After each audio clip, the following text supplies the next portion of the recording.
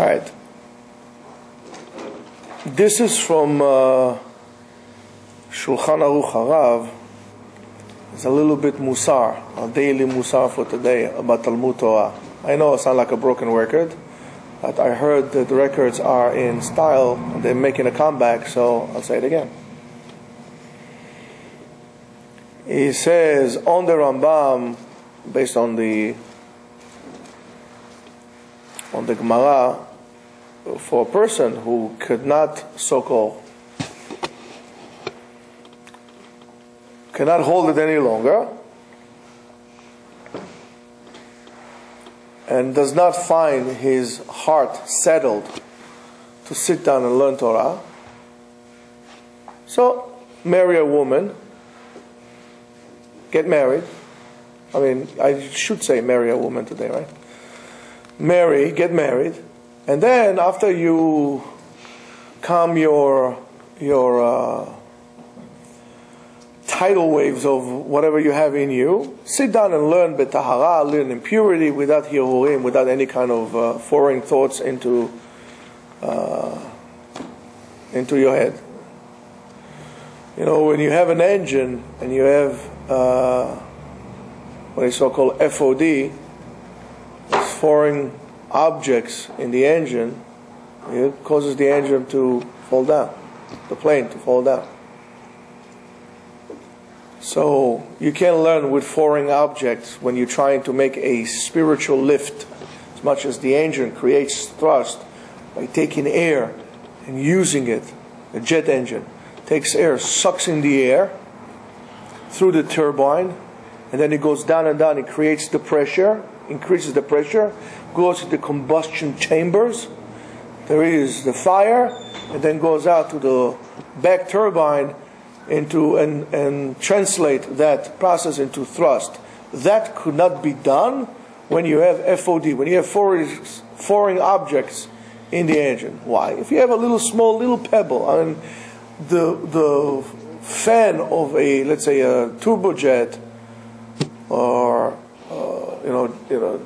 is huge. It's big. Jet engine is big, and a little stone like this, one little stone like this, they will be sucked into the engine. Would not blow the engine up. It's just a teeny little stone. I mean, that's big. What it would do, it would make a little dent at the blades, the first blade, or two second or roll blades of the engine, of the fan of the engine that comes in, and those things change all the time. That if this is the attack angle of the fan, if the air was supposed to flow straight on it, now it creates a dent, and it disturbs the airflow into the engine. As a result of that, we have problems with the engine. The engine is not able to produce enough thrust based on what we demand of the engine, and as a result, what happens? The engine fails and the plane falls. In order to create spiritual thrust in your life, you have to do a daily inspection, a daily pre-flight. You have to check. First of all, there's no foreign objects around you. Before you start the engine, the mechanics go and they search the ground. They patrol the whole thing. They walk. They come in. They clean it up with like a street cleaner, and then they have a special vacuum cleaner that you can ride, like those like those lawnmowers that you can ride. So they have a vacuum cleaner like this they can ride, and then they do a visual scan of the area. So there's not even one little speck of pebble. Then they leave the intake of the engine closed. There are special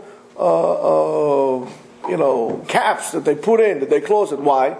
Because something can come in. So if you're not using it, you close it. The same thing to us. Imagine yourself. Now, my analogy is you make yourself into an engine. So when there's nothing is in use, close it. Why? As we said earlier, you once you became vulnerable for somebody's idea, that idea does not come from one ear and goes to the other ear. It comes and sits in your head, and it creates a core of condensation, and things start to evolve, and it becomes bigger and bigger and bigger and bigger. So if it's a good thing, the more you hear good and positive ideas, the more you will think positive. If it's negative, the same way. It will be more negative, you'll become a negative person. That's why I chose not to watch TV. I don't watch the news. Because they don't report to me anymore of what happens. They report their opinions through what happened. And I don't want their opinions. I want my opinion. God gave me a mind, a brain to think. I'm not those pins they used to cushion, that they used to put the needles in, you're just going to poke me and I'm going to sit. I'm not an acupuncture pad, If I want to be poked in, I'll go to an acupuncturist. It's not for my head. I don't want this to happen. So I don't watch it. I'm very selective on what goes into my head. So you have to do your DI pre-flight, the daily inspection before the flight. And then they remove it and they check it. Sometimes they even go inside the intake of the engine. You can go inside, they're big, to make sure there's nothing there. Every now and then they'll go in, a technician will go in and manually check the blades to make sure that there are no nicks. If there is a nick on one of this turbine, and if it's on a certain size, they would take, the plane does not fly. They take it out, they remove the engine, they fix it, they take it all apart, it would fly. That's what they do.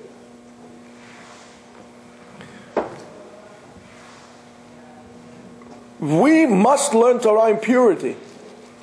Limud Torah, learning Torah, when it's not in purity, it's like flying an engine that is going to crash, that doesn't have a proper airflow.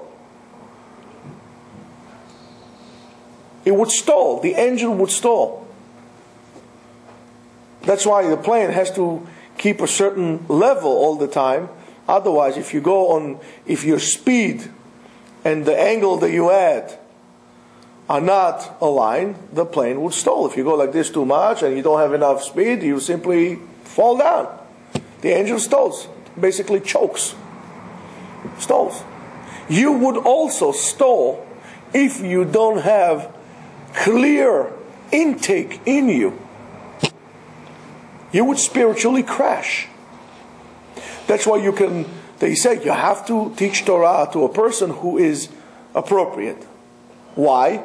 Not only what that you're not to teach, because of the damage that you're going to cause to him and he will cause to others. If a plane, God forbid, falls down and crashes, a lot of people could get killed. I don't know if you saw, like a few weeks ago, there was a 747 that took off, I think, from Afghanistan, and he went like this, and then he crashed. Why? They think that probably the heavy equipment, the tanks or the armed vehicle that was inside, probably shifted. So upon takeoff of the ship, everything went down. The plane was not able to fix itself down. It crushed. So therefore, internally, you need to be balanced. But if your mind is somewhere else besides learning, if you're not clear, if you're sitting down in Torah and all you're thinking about is, dating girls, whatever it is, it's not going to be good. You're going to stall, you're going to crash. As simple as that. So, after that, so you need to clear your mind with that thoughts. And after that, you should learn Torah Shebe'al Peh Kula. You have to learn everything. You have to learn Torah. Torah Shebe'al Peh, there is Mishnah, Gemara, Halacha, this whole thing. Ve'af sheyesh lo banim, even though if you have children, tzarich la'asok b'melacha lefanes ishto uvanav, and he can't learn Torah all day long. He needs to have parnasah for his wife, for his children, and so on and so forth. And you cannot learn Torah all day long, right? So learn halachot. Learn the halachot, and the reasons for halachot, why we do certain things, is the shortest way. And if you do the whole thing, it will take you maybe 10 years. And it will be considered, like you learn all the time. Why? Because it's not up to you to finish. Even if it'll take you 10, whatever, just start, do it, be involved. But the reality is, if you do have the ability to sit down and learn, don't take rocks and put it into your jet intake. Life will have its own challenges. There is, right now you are free. You have nothing to worry about. So this is the time in which you should sit down and learn. Because once you have children, you have wives and children and so on and so forth, then the problem comes. Then you have bills to pay and you have things to worry about. And then your head is not going to be into learning. Because you're going to be obligated on their behalf. Therefore, you have to sit down and learn. And you have to learn and go on and try to do whatever you can, to go to the Shulchan Aruch, learn halachot. Nobody says you have to sit down. Yeah, it will be nice if you learn Gemara and you learn everything, but if you can't learn Gemara, sit down and learn halachot. Take the Shulchan Aruch, at least you'll know what to do. If you, the point is that you tell people, listen, sit down and learn halachot. You know what to do. You won't be ignorant. You know, somebody asks you a question. You know, you understand why you're doing things. That's the bottom line. You have to know. No, I want to sit down and learn Gemara. Yeah, Habibi, why do you need to learn Gemara now? You don't know how to keep Shabbat appropriately. You don't know how to keep Kashrut appropriately. You don't know how to keep Tarat HaMishpacha appropriately. Why do you need to learn Gemara? No, I need to do it. So therefore you're not learning because you really want to learn. You're learning for your ego. That's not learning, mister. That's a foreign object in your engine. The reality is a reality. But it's not that we're trying to change the reality. Reality is the reality. But we're trying to make the best with it. Or the best of it. And it says, and also, a person should try to do whatever he can to be kover lo et gdola letalmud Torah. Don't sit down and say, Rabbi, I'm learning an hour a day. I'm learning an hour a day, it's enough. Et gdola means a chunk of your day dedicated to learn Torah. Like, at least half a day. Besides what you're going to learn at night.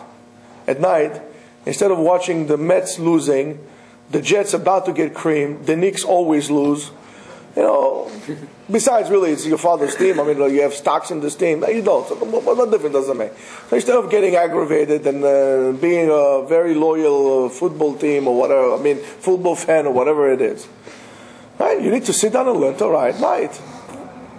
Really, how many times you can watch Dances with Wolves? You already watched like 15 times. Sit down and learn at night. But make sure you sit down and learn them. So, but Rabbi, how am I supposed to do? Parnasah. Not a problem.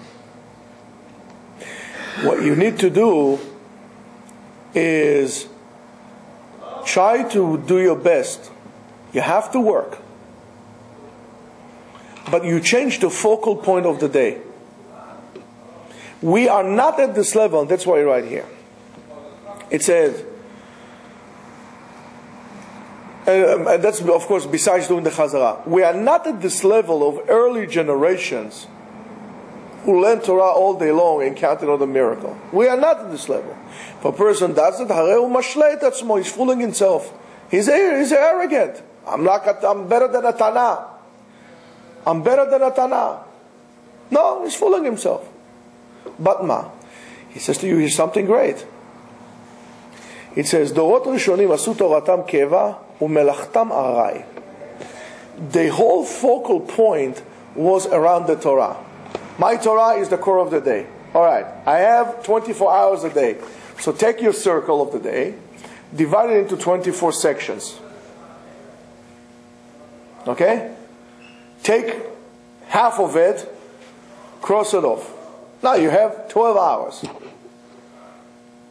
Fit now whatever you can in the rest of it. Whatever you want, fit in the rest of it. You have 12 hours. First of all, you will be accomplishing more than most people accomplish in the day. Why? People don't see their day as something that is ended. They see their day and therefore they waste most of their days. If you know that you have limited amount of hours, you'll try to max out on you, not only on the activities, on your ability that you put into the day, into that activity. So Mimele, you're going to be more successful. That's A.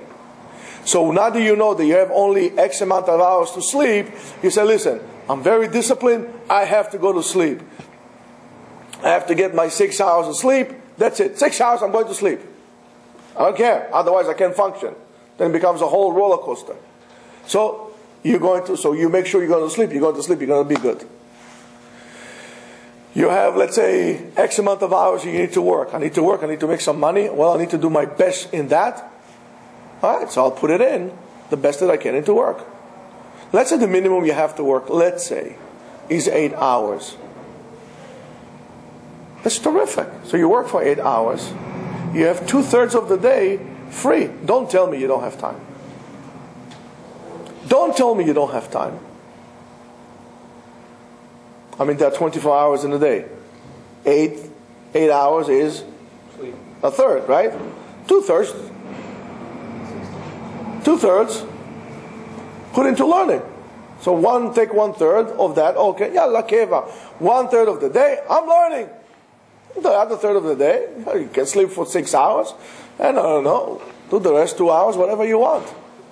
Play roulette. I don't know whatever you want to do. You have the time to do so. But why is it that you don't accomplish anything? Because you never sit down and say, oh, this is my time. That's when I'm doing this. That's when I'm doing this. That's when I'm doing this. That's when I'm doing. You're wasting your time.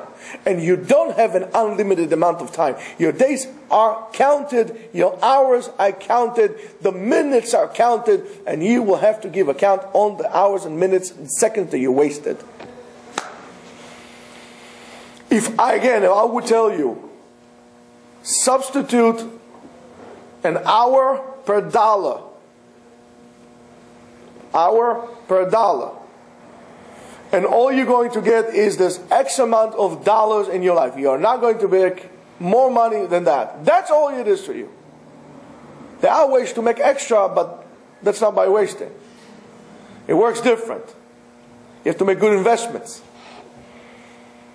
Are you going to be so generous as wasting your money if you are only, let's say, for example, going to have $200,000 throughout your life? That's it. From, let's say, here, make a quick cheshbon. Come on. Quick cheshbon. Let's say a person has 50 years, from 20 to 70. 50 years. Right?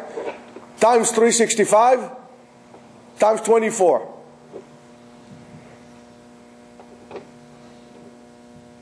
No? $438,000. $438,000. Good. All you're going to be able to make, I'll give you the age of 20 years old, $438,000. You're not going to be able to make a penny more. That's it, all you get. Now that would include your food, your clothing, your housing, your anything. I don't care what you do with it, how you spend it. Here, take it all. $400,000. You know what, bakshish? I make it $440. Yalla. No, bechavod. You know what? $450. Mazal. I like you. $450,000. That's all the money you make. Now I'm going to come to you and say to you, excuse me, can you give me $100? Until we get out of here. You're crazy. $100. It's a lot of money. I'll give $100. Oh, $100. You have $450,000. Give me $100. I'm not giving it to you. There's a way to make it more. There's a way to make it more. Give from yourself for others. That's called proper investment. Learn Torah, kabed et aviv v'achet imecha, do the mitzvot, and so on and so forth. But if you look at it this way, $1 per hour, you don't have a lot. Is anyone here consider the hours? No. So let me make it worse for you. Take 365 times 50. How much is that? 80,050. How much? 80,050. 80,050. 20,000. Let's round it out. 20,000. These are the days that you have between 20 to 70. 20,000 days. That's it. How many days have you wasted? If I would tell you all you have is $20,000 that you're going to make between 20 to 70, are you going to give me a cent? How many days have you wasted?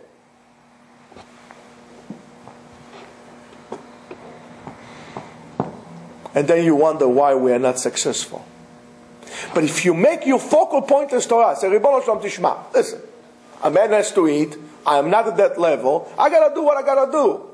But my focal point is to learn. So that part is on you. I need to learn. I have to learn. I want to learn. Not for rewards, not for anything. But while I'm working, while I'm learning, I cannot. So that's on you. I need to do what I need to do because I'm not at this level. So on that he says, Dorot Rishonim, the early generations, made Toratam Keva Melachtam Arai. The focal point of the day was the Torah. The permanent, the constant was the Torah. The day was around it, an addition. They were successful in both. Dorot Acharonim, last generations, Shasu Toratam Arai, they switch.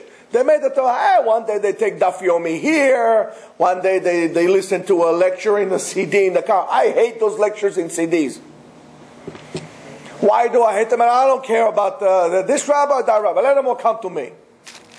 Spreading Torah, spreading Batich. I don't really care. Why? Because then people think, I learned Torah. You did not learn Torah. You listened to a lecture while you're driving. If I'm going to tell you, get your PhD or go to medical school, would you go to a doctor who got his medical degree by listening to a car while he's driving? I won't even let them repair my shoe. Even a shoemaker needs an apprentice to need to sit down and learn how to stitch it. From a CD you're going to learn? Divrei Elokim Chaim Umelech Olam? The words of a living God you're going to learn from a CD? That's not learning. That's entertainment.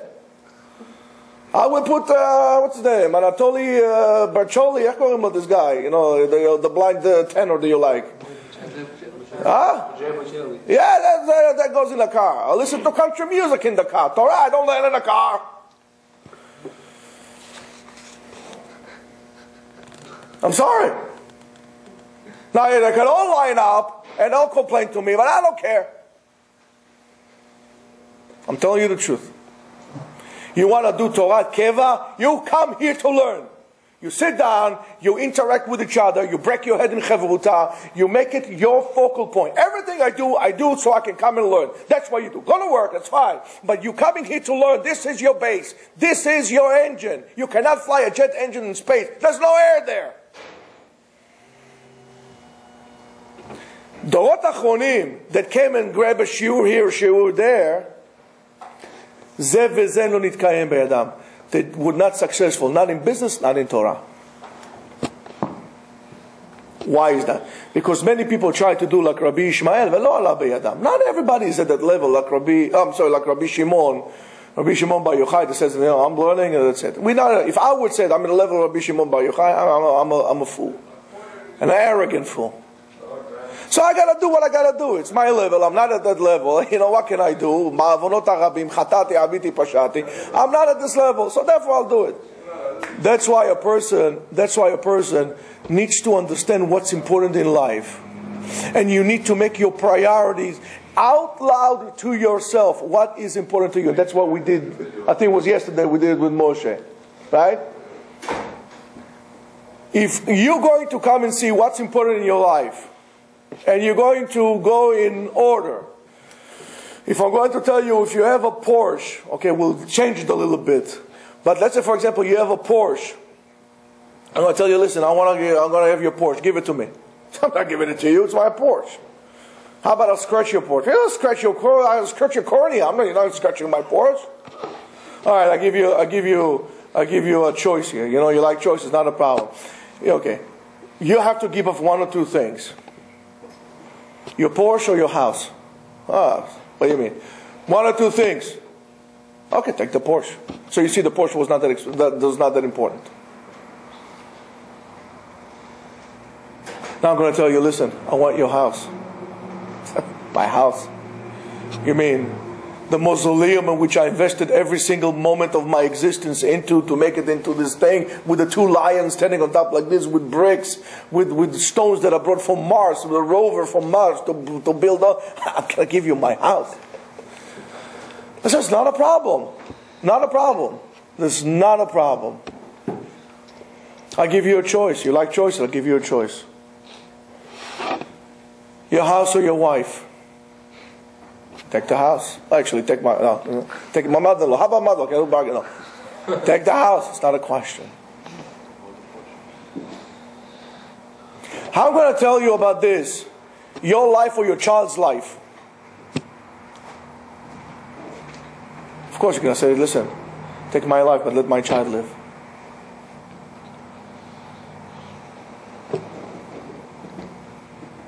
In other words, when you're going to truthfully come to distinguish what is important in your life, all of a sudden you come to realize that whatever you thought is important in your life is not important. There are very few things that are really, really important in life. And they are very basic. If you thought that the most important thing was the fact that you could not go on vacation, you need to lose weight, Winnie the Pooh. If you think that the most important thing for you is to go on vacation, and you complain that you couldn't go on vacation, how about when the doctor tells you, my dear friend, sit down, my dear patient, I want to tell you something. Or the fact that you didn't get a raise.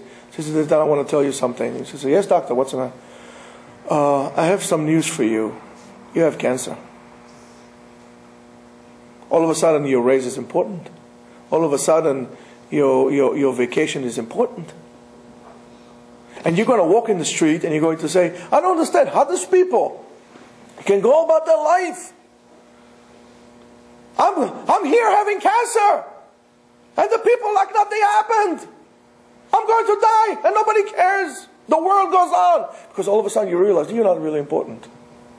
You are not important. What you did is important. The way you live your life is important. And if you did not live your life, what did you come here for? What was the purpose of you coming for? Because what? You came to have a house. Okay, you told me it's not important. You came to have a car. You told me it's not important. What's important? All of a sudden, things change. All of a sudden, the doctor tells you, you have 6 months to live. You want to spend now every 6 months with your child. Excuse me, where were all the 6 years or 16 years that you had a child you never spent a moment with? Now you're going to tell me it's important for you to spend time with your child? Why didn't you do it beforehand? What happened to you? We don't distinguish and determine and decide what's important in our life. It is important to sit down with yourself honestly and to say, really, what's really important? How I'm going to, if your son, for example, is very important to you, how am I being a role model for my son? Am I learning? Am I telling him the truth? Am I living the way I'm preaching? And that's the question you need to ask yourself. And that's why you need to clear your plate from all the foreign objects that you have there. Clean the table, have you? And actually, don't even clean the table. Take the table and toss it. And then, ta'aroch lefanai shulchan, HaKadosh Baruch Hu, you set the table for me. Ta'aroch lefanai shulchan neged sorerai. You set the table for me with what? With my Torah. Because I desire your Torah greater than midvash tzufim. It's sweeter to me, greater than dew. This is saying what is important in life. So therefore I would encourage you all to take the time with yourself today and sit down and be brave and be honest and be kind to yourself. Determine what's important in your life truthfully. Make a schedule, if it's an hour or by a half hour. I had one time a Talmid, he came to me, he knew absolutely nothing. Absolutely nothing. He did not know a thing.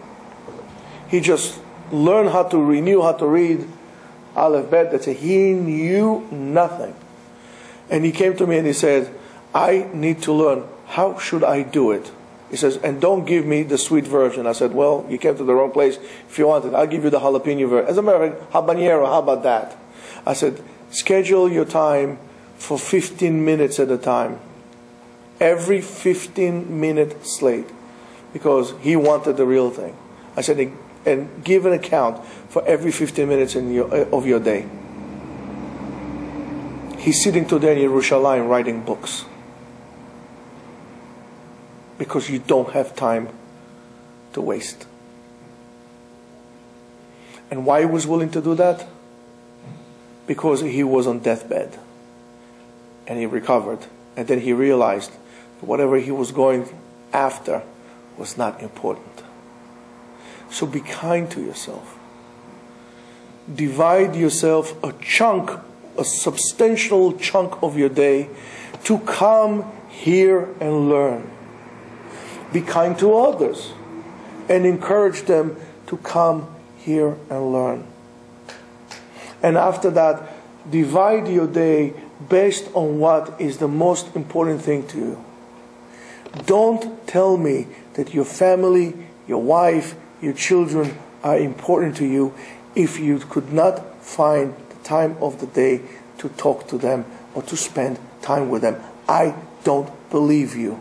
And I'm not going to be politically correct about it because we don't have time.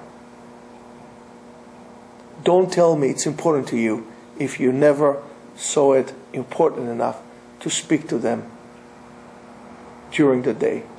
Count how many times a day you actually sat down with your wife without having the voice on and American Idol worshiping on and your Facebook and her leg book and whatever you guys have there. Actually sit down and just talk like you used to talk when we just met. When was the last time you played ball with your son? When was the last time you held your daughter behind a bicycle, teach her how to ride a bike? Don't tell me you care about them. You care about yourself. For the most part, those people that we call important are no more than a decoration around us. They're artifacts. We are the most important thing. And we are not. Our actions are important. We're going to pass out of this world like this, puff, puff, fade into eternity. The only thing is going to stay behind us are our actions. And our actions could have effects, both negative or positive, for generations and generations to come. So do this act of kindness, of chesed with yourself, and do that. Prioritize your life, prioritize your day, after you distinguish a chunk of your day to learning, and b'zchut zeh, you'll be both successful in your learning, you'll see siman bracha in your learning, and you have siman bracha, you'll be successful in your business as well. Based on what the Gemara tells us, based on what the Shulchan Aruch tells us, based on what everybody tells us. Why are they able to tell us and we are not? Because they see the truth and we run away from it. So let's stop running away from it. Let's HaKadosh Baruch Hu into our life. And let's do what we need to do. And Be'ezrat Hashem, HaKadosh Baruch Hu will grant us with Osher, Baracha, Hatzlacha, Torah, Parnasa. We shall have Shlom Bayit. HaKadosh Baruch Hu will grant us with Nachat from our children. And we should be able to be called slaves of Hashem, servants of Hashem, from this time, miyad uledorot, from now and eternity. Amen. Amen.